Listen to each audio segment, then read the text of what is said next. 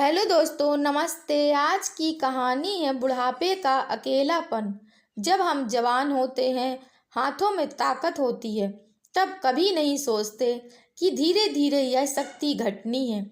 हमें भी किसी पर एक दिन आश्रित होना पड़ सकता है। अपने स्वाभिमान को हम इतनी ऊंचाई पर ले जाते हैं कि वह अभिमान बनकर सामने वाले के स्वाभिमान को चोट पहुंचाने लगता है।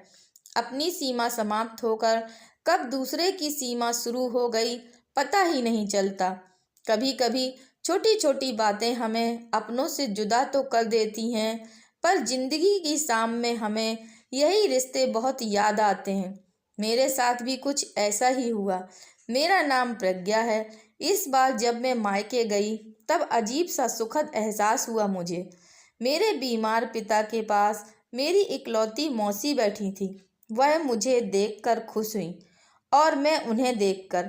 यह मेरे लिए एक सुखद एहसास था, क्योंकि पिछले 20 साल से मौसी का हमारे घर आना जाना बंद था। मैं अपनी मौसी को बहुत प्यार करती थी। मौसी मेरे लिए चाय बना कर ले आई, क्योंकि माँ बाजार दवाई लेने गई थी। मौसी, आप भी चाय ले लीजिए ना, मैंने उनसे कहा। अभी तेरे आने से पहले मैंने और जीजा जी ने चाय पी थी। मौसी मेरे पिताजी की पीठ सहला रही थी। दो बूढ़ों में एक की सेवा दूसरा कर रहा था। देखने में अच्छा भी लग रहा था और विचित्र भी। शाम गहरी हुई तो मौसी अपने घर चली गई। दूसरी शाम आई तो मेरे लिए पूरा दिन अपने घर बिताने का न्योता था। उनके होठों पर मौसी के घर मेरा भरपूर स्वागत हुआ था। तीनों बहुएं मेरे आगे पीछे सिमट आई थीं। बारी बारी से सभी चरण स्पर्श करने लगी। बच्चों को मेरे पास बैठाया और कहा, यह बुआ हैं बेटे, इन्हें नमस्ते करो। पूरा दिन एक उत्सव सा बीत गया। मैंने घर आकर माँ को बताया। आपस की बातों से मैं यह सहज ही जान गई थी कि जब दोनों तरफ प्यार बराबर था तो क्यों अपने अपने अहंकार संबंधों के बीच ले आए। ऐसा ही होता है और यही जीवन है, हंसकर बोले थे पिताजी। जब इंसान जवान होता है तब भविष्य की बंद मुट्ठी उसे क्या क्या सपने दिखाती रहती है। तुम खुद भी महसूस करती होगी। भविष्य क्या है उससे अनजान हम तन मन से जुटे रहते हैं। बच्चों की पढ़ाई लिखाई में, बेटी की जिम्मेदारी है, सभी कर्तव्य पूरे करने होते हैं हमें, और हम सांस भी लिए बिना कभी कभी निरंतर चलते रहते हैं। हमारी आंखों के सामने बच्चों के साथ साथ अपना भी एक उज्जवल भविष्य होता है कि जब हम बूढ़े हो जाएंगे तो चैन से बैठकर अपनी मेहनत का फल भोगेंगे। बुढ़ापे में संतान सेवा करेगी। पूरा जीवन इसी आस पर ही तो बिताया होता है ना हमने। उस पल कभी कभी अपने सगे भाई बहनों से भी हम विमुख हो जाते हैं, क्योंकि तब हमें अपनी संतान ही नजर आती है, बाकी कोई नहीं, सब पराये लगते हैं।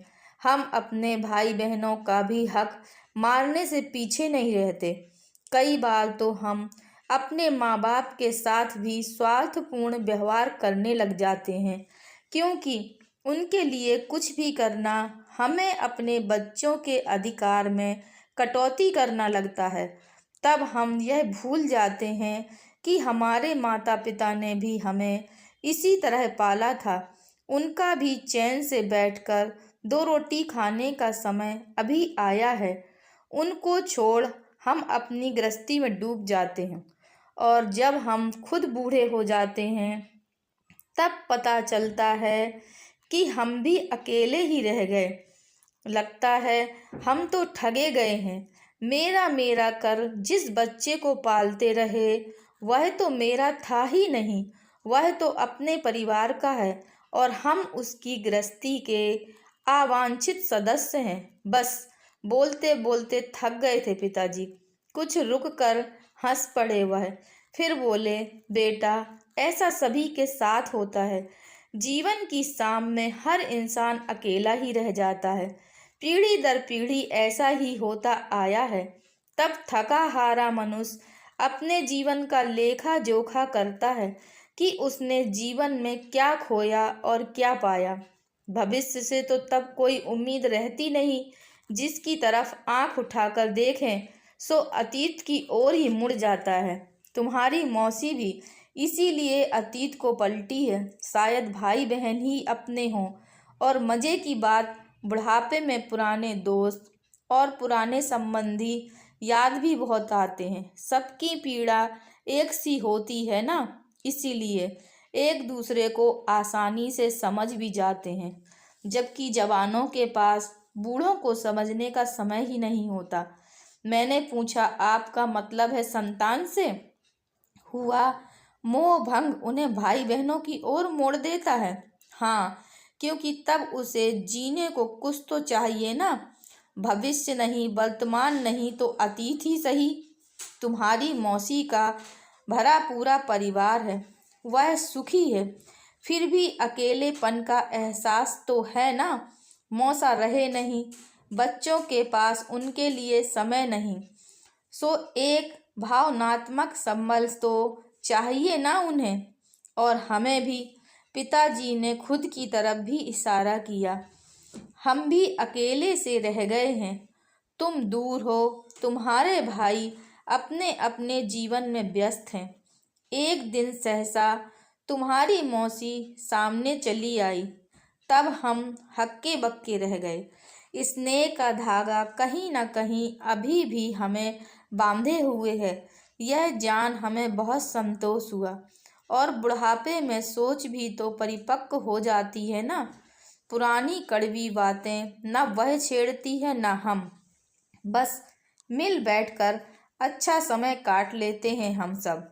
अब आखिरी समय चैन चाहिए हमें भी और तुम्हारी मौसी को भी, क्योंकि जीवन का लेखा जोखा तो हो चुका है। अब कैसा मनमुटाव। सारे जीवन का सार पिताजी ने छान कर सामने परोस दिया। जवानी के जोश में भाई बहनों से विमुखता क्या जायज है? जबकि यह एक सत्य है कि आज के युग में संयुक्त परिवारों का चलन न रहने पर हर इंसान का बुढ़ापा एकांकी श्राप बनता जा रहा है। क्या यह उचित नहीं है कि हम अपनी सोच को थोड़ा सा और बढ़ाकर स्नेह के धागे को बांधें रखें, ताकि बुढ़ापे में एक दूसरे के सामने आने पर शर्म ना आए और अपनी संतान का भी उचित मार्गदर्शन कर सकें। बुढ़ापा तो उन पर भी आएगा ना।